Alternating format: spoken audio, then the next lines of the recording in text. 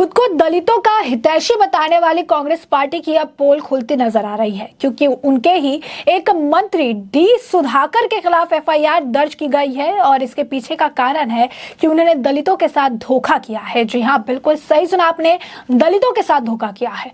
तो क्या है ये पूरा माजरा, विस्तार से मेरे साथ जानते हैं। नमस्कार, मैं अंजलि मिश्रा स्वागत करती हूँ आप सभी का द न्यूज में। बता दूं आपको कि दलितों को धोखा देने के आरोप में कर्नाटक के मंत्री डी सुधाकर के खिलाफ एफआईआर जो है दर्ज की गई है। कर्नाटक के योजना और संख्या मंत्री डी सुधाकर के खिलाफ धोखाधड़ी, मारपीट और दलितों पर अत्याचार करने के आरोप में मामला दर्ज किया गया है। विवादित संपत्ति पर रहने वाले एक दलित परिवार ने मंत्री पर आरोप लगाई है, जिसमें रियल स्टेट डेवलपर्स 7 हेल्थ भी शामिल है। अब शिकायतकर्ता जो है सुब्मा और आशा के अनुसार वे वर्तमान में विवादग्रस्त संपत्ति में रहते थे। सुधाकर और रियल स्टेट डेवलपर्स 7 हिल्स दोनों इस संपत्ति को लेकर अदालत में कानूनी लड़ाई में लगे हुए हैं, जबकि यह मामला अभी भी अदालती कार्रवाई के चरण में है। आपको बता दें कि शनिवार को एक अप्रत्याशित घटना घटी और ये थी कि मंत्री डी सुधाकर, श्रीनिवास और भाग्यम्मा 15 महिलाओं सहित लगभग 35 से 40 लोगों के एक समूह के साथ अचानक एक जेसीबी और एक कार के साथ स्थान पर पहुंचे। वे जेसीबी का उपयोग करके इमारतों, शीट की छतों और परिसर की दीवारों को ध्वस्त करने के लिए आगे बढ़े। स्थिति का पता चलने और घटनास्थल पर पहुंचने पर सुब्बम्मा, आशा और अन्य समूह द्वारा कथित तौर पर हमला किया गया। बताया गया कि सुब्बम्मा की बेटी आशा पर भी हमला किया गया। जब उनसे उनके कार्यों के बारे में सवाल किया गया तो हमलावरों ने कथित तौर पर जाति आधारित दुर्व्यवहार का इस्तेमाल किया।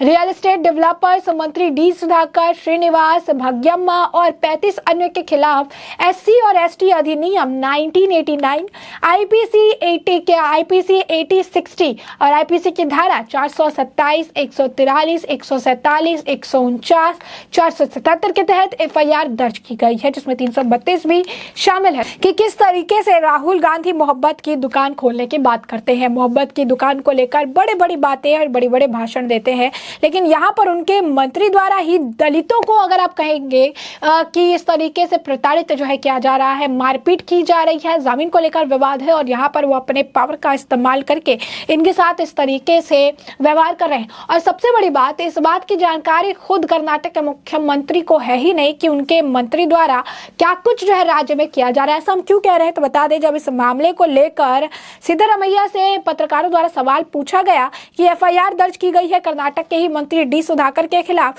आप क्या कहेंगे। बीजेपी जो है उनका रेजिग्नेशन मांग रही है, उनका इस्तीफा मांग रही है, जिस पर सिद्धरमैया कहते हैं कि मैं सुधाकर से कॉल पर बात करूंगा और उसके बाद मैं आपको बताऊंगा। यानी आप समझिए कि कितना बड़ा मामला हो चुका है, कितना बड़ा मुद्दा हो चुका है, लेकिन इसके बावजूद यहाँ पर इन्हें किसी बात की जानकारी नहीं है। उल्टा ये कहते हैं कि जब मामला सामने आएगा, चीजें हमें पता चलेगी, हम फोन पर बात करेंगे तो फिर हम आपको इसके बारे में जानकारी देंगे। तो यहाँ पर अगर आप देखिएगा तो साफ तौर पर इस मामले को लेकर बीजेपी जो है इनका रेजिग्नेशन मांग रही है, इस्तीफा मांग रही है। लेकिन दूसरी तरफ अगर आप कहेंगे तो डी सुधाकर को लेकर कुछ भी इन्हें पता नहीं है, कुछ कहने को जो है तैयार नहीं है। सिर्फ यही नहीं है, इस मामले पर जो कर्नाटक के उप मुख्यमंत्री है डीके शिव कुमार, उनका भी बयान सामने आया है। उन्होंने कहा है कि हमें जो भी कानूनी कार्रवाई है उसकी इज्जत करनी चाहिए। जो ऑफिसर्स है उन्होंने मुझे बताया है कि क्या है और ये पूरी तरीके से एक फॉल्स केस है, यानी झूठा मामला है।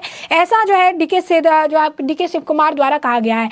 यानी सिद्धरमैया को पता ही नहीं है कि मामला क्या है। कहते हैं सुधाकर से फोन पर बात करके बताएंगे, तो डीके शिव कुमार कहते हैं कि सुधाकर जो है उन्होंने कुछ नहीं किया है और सुधाकर से जो है वो फोन पर जो है इस पूरी तरीके से जो है फॉल्स केस है और इससे उनका कोई लेना देना नहीं है। तो अब देखिए साफ तौर पर एक इतना बड़ा मामला है, सामने आ गया, एफआईआर भी दर्ज करी। जब झूठा ही मामला था, फॉल्स केस था, तो फिर एफआईआर क्यों दर्ज की गई।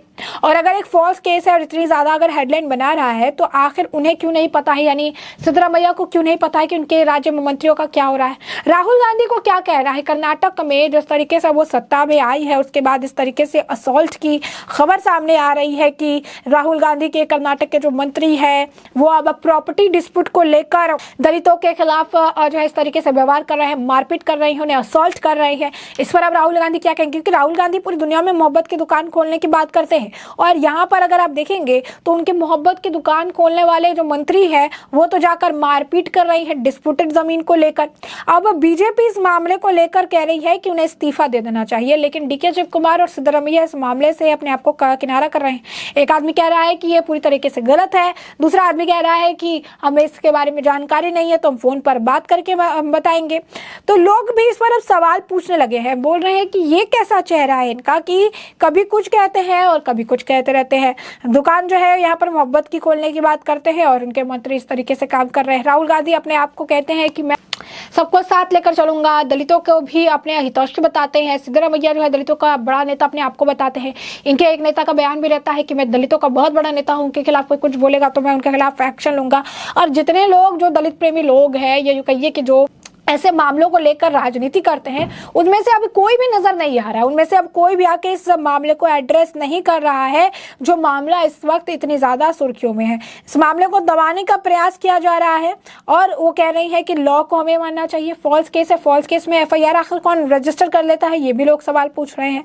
तो घुमा फिराकर बात जो है वो यही है कि इतना बड़ा एक मामला हो गया है जिसे लेकर रेजिग्नेशन भी मांगा जा रहा है, लेकिन मुख्यमंत्री को इसके बारे में जानकारी नहीं है और उप मुख्यमंत्री इस पूरे मामले से अपने आप को किनारा करते नजर आ रहे हैं, सफाइयां दे रहे हैं इस मामले को लेकर कि ऐसा नहीं हुआ है या फिर आप कहिए कि फॉल्स मामला है या फिर फोन पर बात करके बताएंगे। और जबकि जिन्होंने एफआईआर दर्ज कराई है उनका कहना है कि बकायदा मारपीट हुई है, जोर जबरदस्ती की है, जो बच्ची आई थी उसके साथ भी इन्होंने मारपीट की है। तो ये सारी चीजें जो है निकल कर सामने आ रही है। और उसके बाद कुछ लोग जो है लोग कह रहे हैं कि अब ये सार्काज्म दे रहे हैं, यहाँ पर कोई मजाक की बातें चल रही है कि इतना इंपॉर्टेंट आप कह सकते हैं मुद्दा है और उसके बाद इनका इस तरीके से है।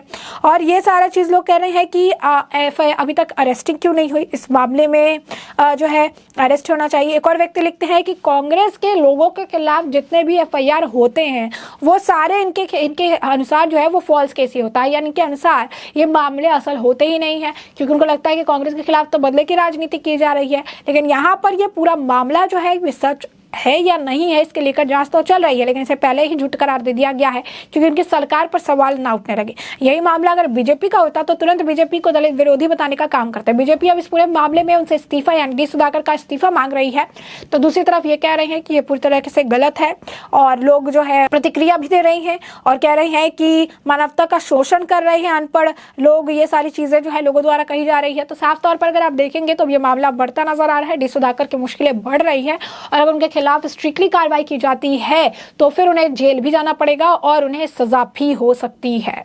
तो ऐसे में हमने आपको जो पूरा मामला है ये बड़े विस्तार से बताया है कि पूरा मामला क्या है, किस तरीके से डी सुधाकर जो कि कर्नाटक में मंत्री पद पर विराजमान है उनकी मुश्किलें बढ़ रही है क्योंकि दलितों के साथ उन्होंने असॉल्ट किया है, उनसे मारपीट की है, डिस्प्यूटेड जमीन से जुड़ा मामला था जिस मामले में इस तरीके से उन्होंने किया है और अब उनके बचाव में कर्नाटक कांग्रेस के बड़े नेता खुद मुख्यमंत्री और उप मुख्यमंत्री भी आते हुए नजर आ रहे हैं। तो ऐसे में अब इस पूरे मामले पर आपकी भी जो राय हो हमें कमेंट सेक्शन में कमेंट करके जरूर साझा करिएगा। धन्यवाद।